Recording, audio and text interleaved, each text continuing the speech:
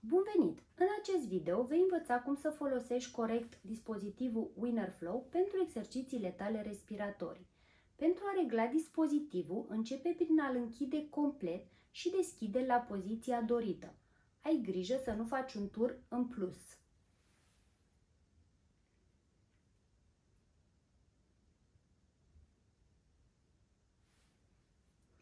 Pentru majoritatea utilizatorilor, începeți cu poziția 2. Este foarte important ca WinnerFlow să fie poziționat corect în gură. Ține-l cât mai aproape de flanșă cu dinții, fără a-l strânge și asigură-te că buzele sunt strânse în jurul dispozitivului pentru a obține o etanșare completă.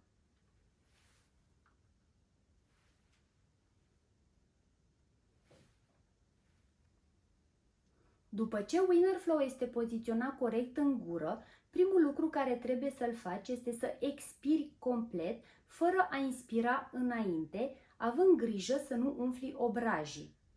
Expirația trebuie să dureze între 4 și 6 secunde pentru a asigura o vidare completă a plămânilor.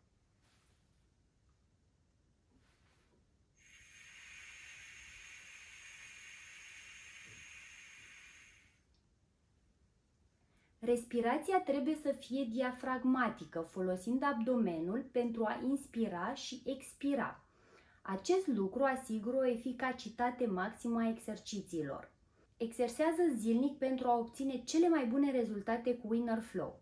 Nu uita că WinnerFlow trebuie spălat înainte și după fiecare utilizare. Pentru mai multe detalii, accesați videoul Cum se curăță corect WinnerFlow.